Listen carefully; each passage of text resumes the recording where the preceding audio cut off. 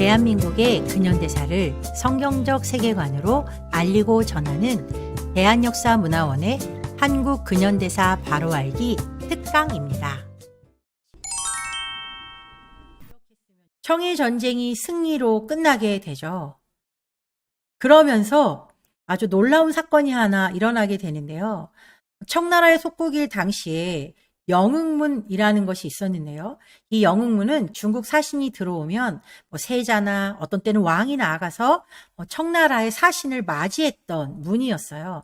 아주 사대주의의 그런 정수를 보여주는 그런 문이 바로 영흥문이었죠.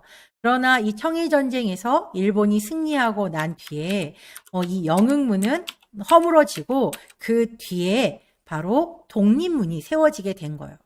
지금 서울 서대문에 있는 이 독립문은 일본으로부터 독립을 축하하기 위해서 만든 문이 아니라 청나라로부터 독립을 기념하기 위해서 세워진 문이었다는 걸 저희가 기억했으면 좋겠습니다. 그 당시 세계 정세는 점점 이 조선이라는 나라에 영향을 주게 흘러가고 있었어요. 그 당시에 러시아와 영국은 서로 세력 다툼을 하는 그런 상황이 벌어지고 있었는데요. 약 100여 년 동안 이런 세력 다툼과 전쟁들이 러시아와 영국을 중심으로 계속해서 일어나고 있었죠. 많은 대륙을 차지하고 또 많은 식민지를 가지고 있었던 영국은 러시아의 남하를 어떻게 해서든 막아야 됐었기 때문에 여러 나라와 동맹을 맺으면서 러시아가 해양으로 내려오는 것을 적극적으로 막고 있었어요. 이 과정 중에서 이 두 나라가 대치하면서 일어났던 그런 상황들을 우리는 그레이트 게임이라고 부르고 있는데요. 이 그레이트 게임, 영국과 러시아의 이 그레이트 게임이 사실 이 아시아까지 영향을 미치게 됐다는 걸 우리가 잘 기억을 해야 합니다. 이런 상황 가운데에서 러시아의 남하를 막기 위해서 영국은 일본과 아주 긴밀한 관계를 맺고 있었어요. 조선도 그런 세계 정세를 잘 눈치채고 있었다면 러시아하고 손절을 하고 영국과 손을 잡는 그런 제스처를 취했으면 너무나도 좋았겠지만 그러나 여전히 고종과 민비는 친러적인 성향을 엄청나게 많이 가지고 있었던 거예요. 그런 배경으로 일어난 안타까운 사건이 바로 을미사변이었어요. 조선의 왕비가 일본에 의해서 시해되는 사건이었죠. 물론 이 사건은 일본의 만행이라고 할 수 있습니다.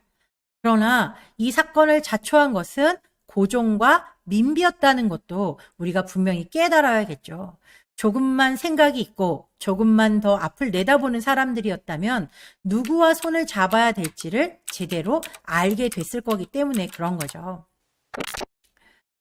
이 사건 이후에 고종은 아관파천을 하게 됩니다. 아관파천이라는 건 말 그대로 러시아로 도망을 친다는 거죠. 그러니까 러시아 땅으로 직접 도망을 가는 것은 아니라 러시아 공사관으로 이제 피신을 하는 것. 그래서 아관파천이라고 이제 이름이 붙여졌는데요. 이 그림을 보면 고종은 러시아 공사관 안에 숨어 있고 많은 조종 신료들과 또 백성들은 왕이 빨리 황궁하기를 간절히 바랬었습니다. 약 1년이 넘는 시간 동안 고종은 러시아 공사관에 틀어박혀서 그 안에서 잔치판을 벌이면서 지냈다고 해요. 사실 이 고종의 도피 행각은 한두 번이 아니었어요. 아주 여러 번에 걸쳐서 이 도피 행각들이 이루어졌는데요. 성공을 한 것은 1896년 2월에 했던 이 아관파천 뿐이었고 나머지는 시행을 못하거나 아니면 그 공사관들로부터 거부를 당하거나 실패하거나 이제 그랬던 상황이었어요. 우리가 이것만 보더라도 한 나라를 지키기 위해서 끝까지 그 자리를 지켜야 될 왕인 고종은 날마다 자기의 안위를 위해서 도망갈 궁리만을 하고 있었던 게 고종이었다는 것을 우리가 알게 되는 거죠. 그러니 그 밑에 백성으로 사는 사람들의 고통이 얼마나 컸을지 우리가 짐작해 볼 수 있습니다. 고종은 이제 나라의 이름을 바꿉니다. 조선이라는 나라에서 대한제국이라는 새 이름을 가지게 됐어요. 근데 중요한 것은 이름만 바꾼다고 그 사람의 생각과 정신이 다 바뀌는 것은 아니라는 거죠. 대한제국도 마찬가지였어요. 이름은 그럴싸하게 제국이라는 이름을 가지고 이름을 바꾸었죠. 모토가 뭐였냐면 근대 제도와 상공업 진흥 정책으로 부강한 나라를 만들어 보자였어요. 이것은 정말 훌륭한 생각이라고 생각되지만 그러나 이것들은 실질적으로 이루어지지는 못했죠. 문제는 바로 이거였습니다. 왕실과 국가의 권위를 바로 세우고 자주적인 나라를 이룩한다. 왕실의 권위가 먼저였던 거예요. 물론 나라도 중요하지만 내가 다스리는 이 왕권이 정말로 중요해. 그러니까 이 마음을 버리지 못했기 때문에 대한제국이라는 나라가 온전히 발전을 하지 못하고 몇 년 이어지지도 못해서 일본에게 나라를 빼앗기게 되는 치욕을 맞이하게 될 수밖에 없었던 거죠. 우리는 이름이 바뀌었지만 세계 정세를 바라보는 눈은 조선시대와 아무런 변화가 없었어요. 그 과정 가운데에서 일어난 전쟁이 바로 러일 전쟁이었죠. 러시아와 일본이 조선을 사이에 두고 팽팽한 기싸움을 하다가 일어난 전쟁. 그 전쟁의 피해는 고스란히 조선 백성들의 몫이었다는 걸 우린 알아야겠죠. 러일 전쟁이 발발하고 일본은 우리의 안전을 보장해준다는 이유로, 지켜준다는 이유로 궁궐 한복판에다가 일본의 군사 기지를 내어달라고 요청을 하게 되죠. 그래서 결국 우리나라 궁궐 한켠에 일본의 군사 훈련 장소가 생기게 되는 거예요. 그리고 8월이 되었을 때 한일 제1차 한일 협약이라는 게 맺어지게 돼요. 이 협약을 통해서 어떤 일이 벌어지냐? 대한제국 정부의 재정, 돈 문제, 또 외교 문제에 대해서 일본 사람이 와서 고문 역할을 해준다는 거예요. 말도 안 되는 이야기가 지금 이 상황 가운데에서 벌어지고 있죠. 그런데 드라마 같은 데서 보면 이것들이 어쩔 수 없는 강압에 의해서 이렇게 됐다라고 드라마들은 이야기해주고 있는데요. 실제는 달랐어요. 한일 의정서 체결 전에 1904년 2월 17일 창덕궁 후원에 일본군 12사단에게 왕이 직접 이 창덕궁 후원을 내주게 됐거든요. 근데 그 배경을 이렇게 알아보니까 어떤 배경이 있었나 나중에 이제 알게 된 거예요. 한일 의정서 체결 후 3월 20일에 일본 특사 이토 히로부미가 고종을 만났는데 왜 만났는지 이제 그 이야기가 영국 외무성 문서 보존소에 이렇게 기록이 되어 있습니다. 이토 히로부미와 고종이 아련하는 장소에서는 어떤 특정한 문서는 만들어지지 않았어요. 그러나 그 장소에 참여했던 민영환이라고 하는 한 대신이 그 모든 진상을 영국 공사에게 설명하고 그 내용을 전달해 주었기 때문에 그 영국 공사관에서는 이 내용들을 잘 기록해서 문서 보관소에 여태까지도 보관을 하고 있다는 거죠. 이 문서에 따르면 이토 후작은 메이지 천황 국서를 조선 외부에 사본을 남기지 않고 직접 황제에게 전달했다. 그래서 내용은 알 수 없다. 그런데 민영환이 그날 면담 내용을 이렇게 전했다라고 하면서 그날의 내용이 이렇게 기록되어 있는 거예요. 이토 대사는 황제에게 천황의 선물이라며 30만 엔을 줬다. 그리고 경부선 철도에 고종이 가진 지분을 보장하고 향후 경의선 지분 또한 보장한다고 확약했다. 이토 후작은 같은 방식으로 50만 엔을 궁중 참석자에게 나눠주고 이번 방문 관계자들에게도 귀중품을 선물했다라고 말하고 있어요. 자, 여기서 말하는 30만 엔, 이것은 지금으로 말하면 약 400억의 가치가 있는 돈이죠. 이미 을사늑약 전부터 고종은 돈을 받고 나라를 팔아먹은 자였다는 걸 우리가 분명히 알아야 되는 거죠. 그리고 러일 전쟁이 끝나고 나서 드디어 을사늑약이 체결되게 되는데요. 러일 전쟁에서 승리한 일본이 외교권을 빼앗아가게 되는 아주 우리로서는 정말 수치스러운 조약이 이제 맺어지게 된 거죠. 그런데 문제는 뭐였었냐? 이 을사늑약에는 고종이 돈을 받아챙긴 정황이 있다는 거예요. 고종이 2만 원의 나라를 팔아 넘겼다는 걸 우리가 분명히 기억해야 되는 거죠. 우리는 이완용이 나라를 팔아먹었다고 생각을 하잖아요. 근데 그렇지 않았다는 거죠. 을사조약 6일 전에 일본으로부터 돈을 받은 고종 황제라고 여기에 기록이 되어 있죠. 주한 일본 공사였던 하야시 곤스케가 을사조약 전에 대한제국 황제와 대신들에게 지급한 비밀 기록이 일본 공사관 기록에 남아 있는 거예요. 어떻게 되어 있냐? 지난달 4일자 기밀 제119호로서 보호권 확립에 관한 조약 체결을 위하여 무엇인가 비용을 필요로 하겠기에 기밀비 10만 원을 송부하여 위의 목적에 지출하는 훈시를 받았습니다. 그러니까 이 을사득약 전에 뭔가 돈을 좀 써가지고 이 조약이 매끄럽게 되기 위해서 일본에서는 돈을 써서 이렇게 하라고 했다는 그 지시가 내려왔다는 이야기를 하고 있는 거죠. 그래서 어떻게 했냐.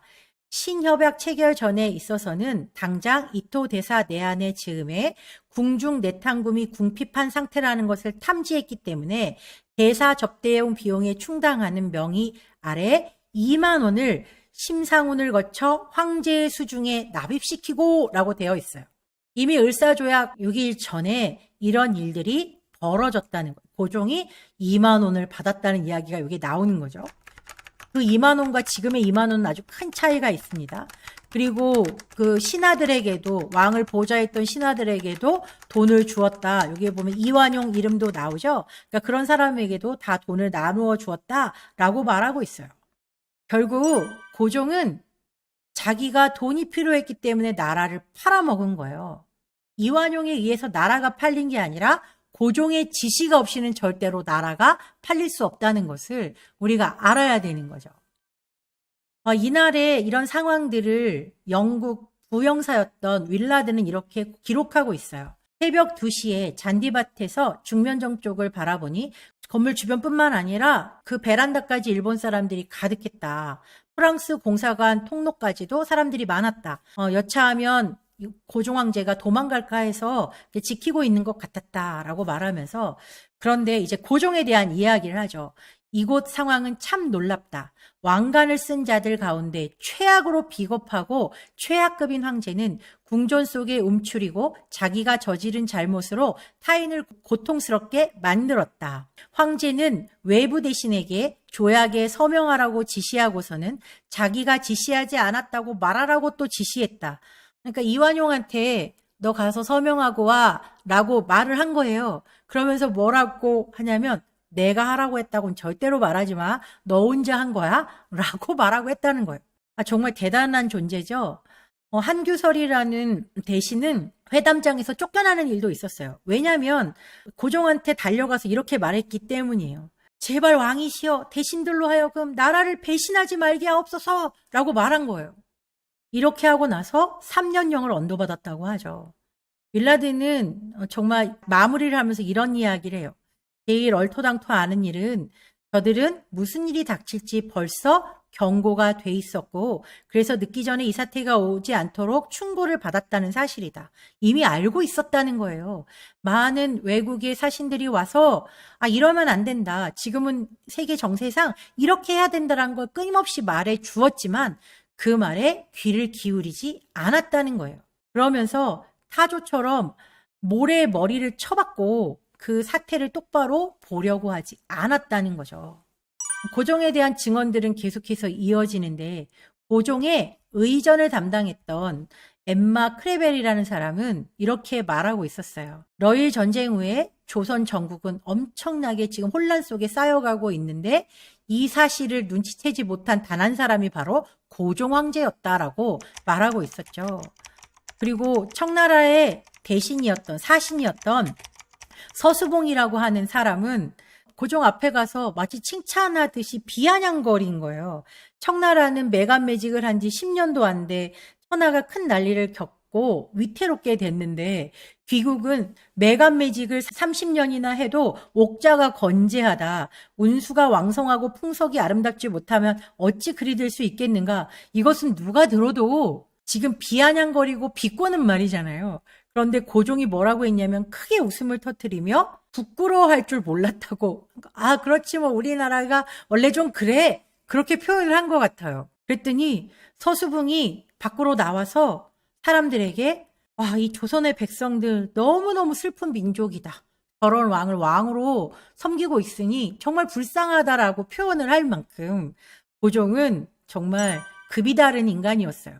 이 나라의 이러한 한탄스러울 정도의 상황은 무엇보다도 비양심적이고 부패한 관료 계층에게 그 원인이 있다라고 이제 말하고 있죠. 그러면서 이 나라에서는 거의 아무런 희망도 가질 수 없을 것이며 민중은 계속해서 비참한 상태에서 헤어나오지 못할 거다. 왕만 썩은 게 아니라 관료들 역시도 다 같이 지금 정신 나가 있다. 이제 그런 이야기를 하고 있는 거죠. 알렌 선교사의 그 이야기를 좀 더 구체적으로 보면 황제는 이 나라에서 끔찍한 해충이며 저주다라고 표현을 할 만큼 로마의 네로 황제랑 비교해도 절대로 뒤지지 않는 그런 아주 악한 자라고 표현을 하고 있고 시간을 축낸 자라고 이제 말하고 있습니다. 그래서 한국민들이 너무나도 불쌍하다라고 이제 말하고 있는 거죠. 결국 대한제국은 한일 합방으로 인해서 그 역사에서 막을 내리게 되는 거죠. 그리고 일제 식민지 36년의 시간이 이 조선의 백성들에게 지워졌던 거예요. 그러나 고종과 조선 왕실은 일본에 속해서 왕족과 공족의 지위를 노리면서 일본으로부터 연봉을 따박따박 받으면서 호의호식하면서 잘 먹고 잘 살다 죽었어요. 사실 이 한일 합방이 일어났을 때 많은 백성들이 그렇게 크게 한탄하지는 않았다고 해요. 왜냐하면 고종보다 더 악한 상황이 있을까라고 사람들이 생각을 했던 거죠. 이만큼 왕 하나가 잘못 세워짐으로 말미암아서 조선의 백성들에게 드리워진 이 종의 몽에는 너무나도 무겁고 그 백성들 스스로 절대로 벗어날 수 없는 고통의 멍에였다는 걸 우리가 기억하면 좋을 것 같습니다. 고종은 나라의 안위보다 자신의 안위만을 생각한 왕이었고 백성들의 고통은 철저하게 외면한 왕이었습니다. 자신의 욕심만 채우는 왕, 세계 정세를 파악하지 못하고 나라를 망하게 한 정말 대한제국 멸망의 원흉이었던 게 바로 고종이었죠. 그러나 그럼에도 불구하고 백성들에게는 왕을 선택할 수 있는 권리가 없었다는 거죠. 이게 조선의 백성들에게 드리워졌던 종의 멍에였다는 것을 우리가 반드시 기억해야 합니다. 우리가 공부한 내용을 한번 정리해 보도록 하겠습니다. 바른 역사를 공부하는 목적, 그것은 역사의 주권자이신 하나님을 알기 위해서 우린 역사를 공부한다는 것을 분명히 밝혔습니다. 또한 역사를 통해 과거의 잘못을 되돌아보고 실수를 반복하지 않기 위해서, 또 그러므로 말미암아 더 나은 미래를 준비하기 위해서 우리는 역사를 공부하는 것이고, 대한민국의 정체성이 무엇인지를 바로 이해하기 위해서 우리는 대한민국 근현대사를 공부하는 것입니다. 더 나아가서 조선 백성들에게 쓰여졌던 종의 멍에, 여러 가지 멍에가 있었죠. 그 중에서 오늘 우리가 공부한 것은 왕정 제도였어요. 그런데 지금 대한민국 국민이 누리고 있는 특권은 무엇일까요? 바로 국민 주권이라는 것이죠. 조선시대까지만 해도 없던 이 놀라운 국민 주권이 오늘 우리에게 선물로 다가온 것은 대한민국이라는 나라가 자유민주공화국이라는 정체성을 가지고 있기 때문이라는 것. 우리가 그것에 감사하면서 조선과 이 대한민국의 역사를 비교해 가면서 오늘 우리가 누리고 있는 자유의 소중한 가치에 대해서 감사하기를 간절히 소망합니다. 오늘의 공부는 여기서 마치겠습니다.